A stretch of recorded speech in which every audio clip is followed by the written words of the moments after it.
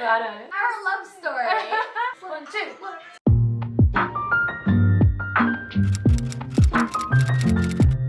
Hey guys, welcome back to my channel. I'm Ellie, and today we have one of my favorite happy friends, ERIKA. Did I really just clap for myself? Today we're going to be talking about things that happened as a halfie in Japan, as well as a halfie growing up in the States.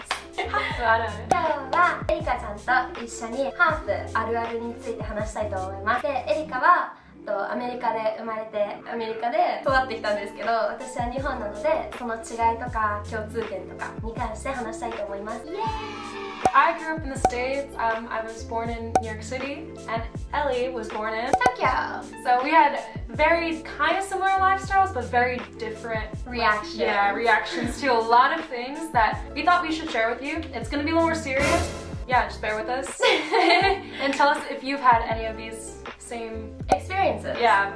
Yeah. Thank you for finishing the sentence. I got you, girl. Our love story.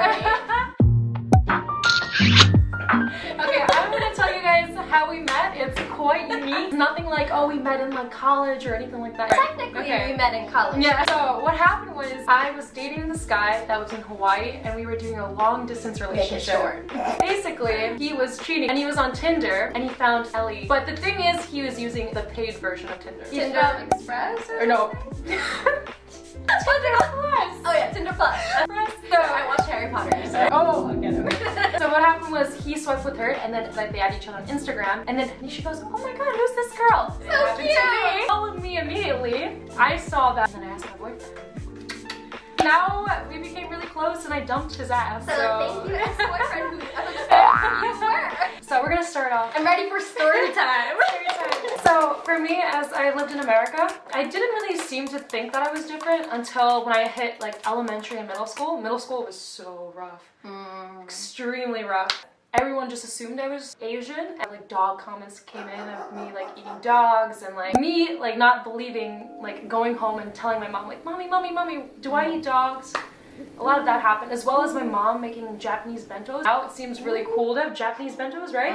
When I was back in like, I guess, elementary school, like I brought Japanese bentos to the class, and people would actually make fun of my foods a lot of the time and like pick at it. So I would have like shirasu and stuff like that, and the kids would be like, why are there like fish flakes? And they would pick at my food. At your food and just be like, yeah, they would take it out. Yeah, everyone would crowd around. It just, I didn't want any attention, so I would put my, food inside my lunchbox and like just eat like this, because I did not want anyone. So every day was like that. So I looked like that weird kid. Oh, yeah, it's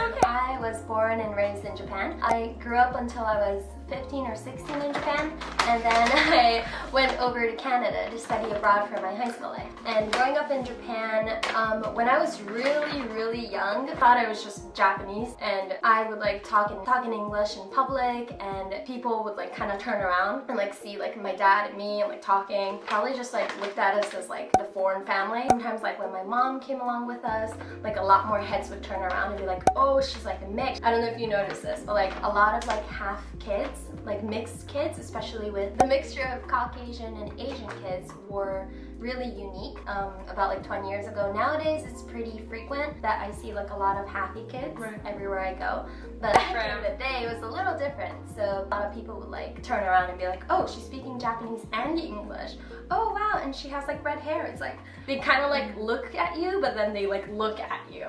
I also heard that people actually make fun of like having that perfect accent in English in Japan. Like, people would try to make their accent kind of like less less foreign to feel like they can fit into Japan. I know that it happens to other people, but maybe not for you per se. I actually didn't know that. Really? As far as bullying wise, I wasn't really like bullied, like targeted that much, but on a playground, like playing with my dad or like my sister and stuff, sometimes I would like hear other kids. Chocolate in my throat. Oh no! Where's the water at? Excuse me. Sometimes I would get like comments on like It's like saying, oh, like gaijin, gaijin. Oh. Gaijin is like a term in Japanese. It's like foreign person. Literal translation, right? I would like get that all the time when like the kids like point at me on the playgrounds and be like, oh, that gaijin, and like actually know what they're saying. It kind of hurt. Yeah.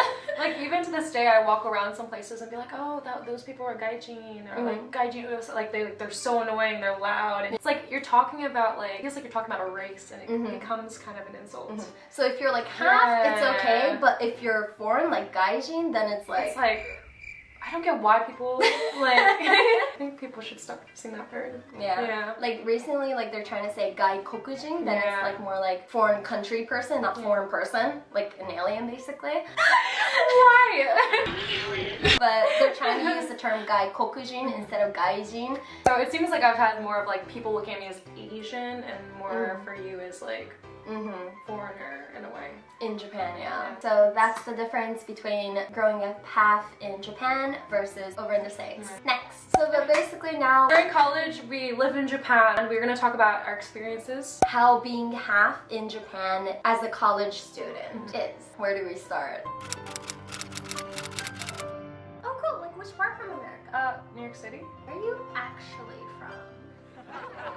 What do you mean?